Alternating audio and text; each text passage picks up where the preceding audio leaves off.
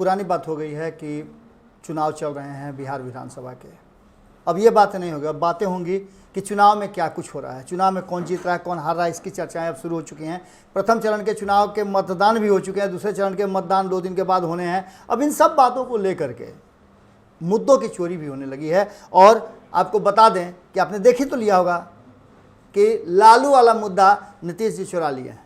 अब नीतीश जी लालू वाला मुद्दा काहे चुराए हैं ये भी आपको पता चल गया होगा। कारण कि लगातार जो फीडबैक आ रहा है, जो मामले उलझ गए हैं, उन मामलों को लेकर के कहीं ना कहीं नीतीश कुमार जी को लगा कि भैया वो तो अपने हैं, जब ज़रूरत पड़ेगा उनको अपना लेंगे, जब ज़रूरत पड़ेगा तो दूर कर देंगे।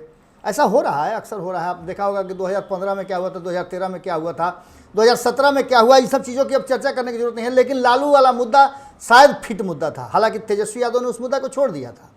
तेजस्वी यादव उस मुद्दा से बहुत आगे बढ़ गए थे और उन्होंने एक नया मुद्दा लेके आया था जो कि डिमांड में था, वक्त की मांग था। और वक्त का मांग था कि रोजगार पर बात हो, शिक्षा पर बात हो, स्वास्थ्य पर बात हो, बेरोजगारी पर बात हो, दवाई, कमाई, पढ़ाई, सिंचाई, इन सब पर बात हो। लेकिन नीतीश जी को लगा कि एक बार फिर से लालू वाला मुद्दा जो है 2015 में बड़ी हिट हो गया था।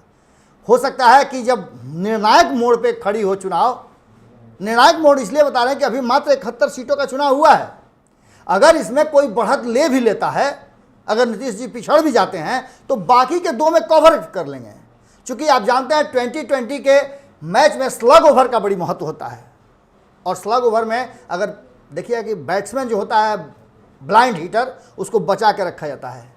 और ऐसा ही मुद्दा लालू प्रसाद के पास था, ब्लाइंड हिटर वाला, आरक्षण का मुद्दा। नीतीश कुमार जी ने आरक्षण का वो मुद्दा फिर से अपने दोनों हाथ से लपक लिया है।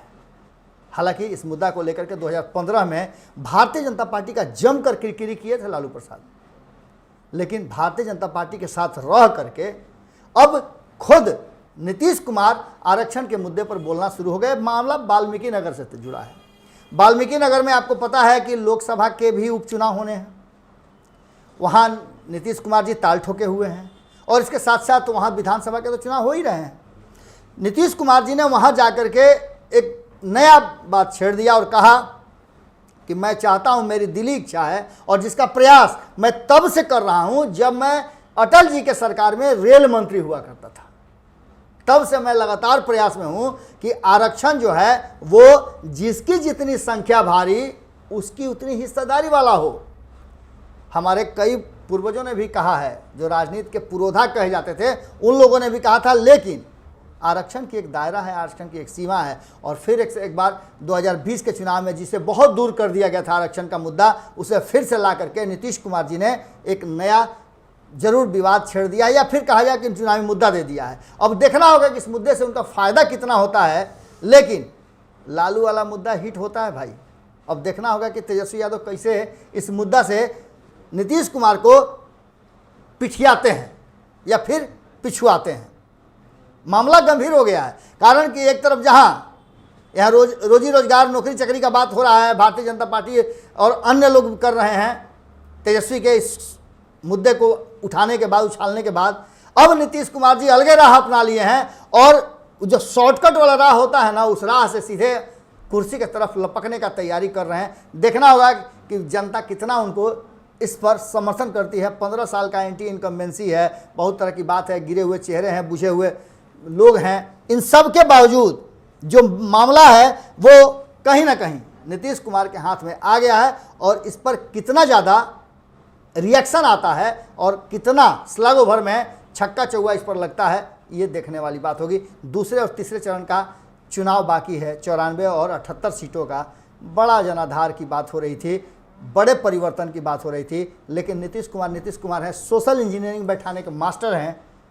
क्या आरक्षण को लेकर के और लालू प्रसाद वाला मुद्दा अपना करके एक बार फिर से उन्होंने सेंधमारी कर दी है। देखना 10 तारीख को दिलचस्प होगा कि क्या कुछ इसके असर होते हैं।